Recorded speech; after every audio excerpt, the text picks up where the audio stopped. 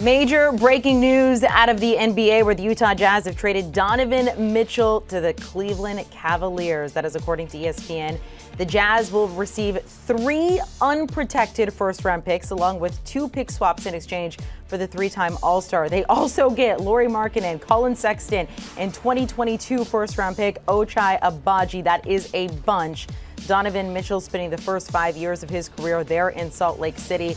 He will now join a Cavs core consisting of Darius Garland, Jarrett Allen, and Karis LeVert.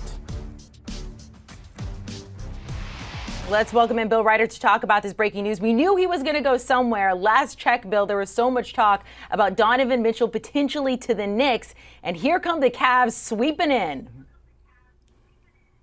Yeah, well, I mean, this is a typical Danny Ainge blockbuster trade. Ainge now in charge of basketball operations in Utah for a long time. Obviously was in charge in Boston. And I know we'll get into all the details, but this is, that's a remarkable haul. Those are some really talented basketball players. Before you get into those 3 unprotected first-round picks you talked about and the 2 pick swaps, this is, look, we can talk about Cleveland. I think it's interesting for Cleveland. It's a very good day for Utah. Yeah, and going back, I mean, all the way from the Rudy Gobert trade and everything that they have, I mean, Utah has a haul right now. How good are things looking for them over the course of the next couple of years? If you look at Danny Ainge and his track record of drafting at a really high level, developing talent, obviously he's the guy that identified Brad Stevens when Stevens was the head coach in Boston at creating the right culture. It's 2 or 3 years out, but I think things look really promising. I mean, let's get into some of these players. Let's just talk about Colin Sexton. This is a guy who before injury was going to be a long-term part of that Cleveland Cavaliers backcourt. If he can get back to his old form, I and a lot of other people, Amanda, out around the NBA, think he alone could be a really dynamic player. I mean, this is a Utah team that is loaded with young talent now, that has a ridiculous number of first-round draft picks in the years ahead. They are going to be a force to be reckoned with. It's a long ways down the road. It's not today, but over the next 2 or 3 or 4 years, knowing what we know about Danny Ainge and his ability to draft properly, they're going to be really good. Well, and mentioning Colin Sexton there, according to reports, a 4-year, $72 million contract via sign and trade. So he's going to be there for a while. I mean, unless, of course, potentially at some point he gets moved, but that gives them a little bit of a core. Yeah, it really does. I mean, you're talking about already the pieces of a pretty good basketball team. You can kind of see the outlines. Maybe like Oklahoma City have some nice players there, need to add more. But again, it's just going to be draft pick after draft pick after draft pick after draft pick. And while I actually think the move for Cleveland in some ways makes some sense, I understand the ambition of their GM, Kobe Altman, in that market for particular reasons.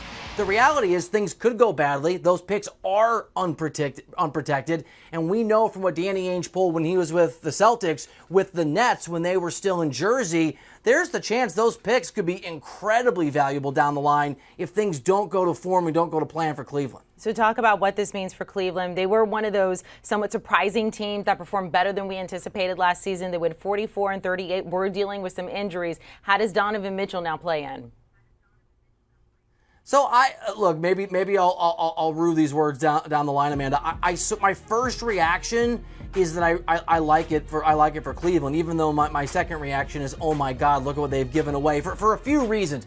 First, I think their core, Darius Garland, Evan Mobley in particular, is really impressive. And I think some of the run of form we saw last season, when at times they looked like a competitor for a top 4 or 5 spot in the Eastern Conference, that's legit and something they're going to build on. You bring in Donovan Mitchell. We know he can get buckets. We've seen him in the playoffs and otherwise go off for 50 or 60 points. He can be a difference maker for a few games in a series. And the reality is it's an ambitious organization. That owner, love him or hate him, wants to win now all the time. And Cleveland, and I say this as a guy who's married to, my wife's from Ohio, not far from Cleveland. I'm from Iowa. I'm not taking shots, but it's not an easy place to recruit talent to. It's just not. You have to draft that talent and hope you develop superstars. So from their perspective, to go out and get Donovan Mitchell, who is or can be a superstar, for 4 more years, he's only a 25-year-old. There's different pressures in that kind of a place. I think it makes sense when Colin Sexton just feels like he's extra to what they want to do. He's valuable, but maybe not to what they were building. It's a lot of picks, but they feel like they've drafted well already. I understand it, and I think it could work out for the Cavaliers. Do you see them making any more moves before the season begins? I don't think, I mean, look, you never know, because obviously Kobe Altman has put all of the chips, not just for his organization, but really his own standing in that organization in the middle of the table. But I think they're really well constructed now. They've got great guards. They've got Mobley. They have a young team. They've got some veterans on that team, like Kevin Love and Ricky Rubio, who I think are important to that culture.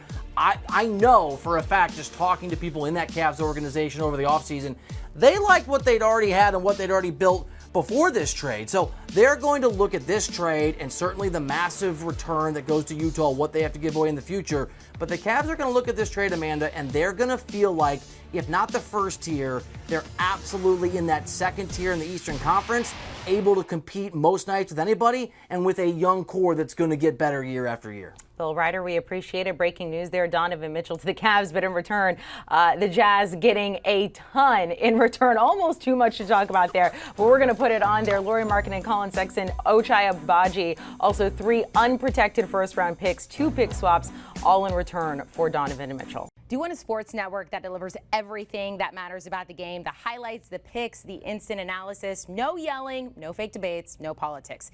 Hit the subscribe button and never miss a moment.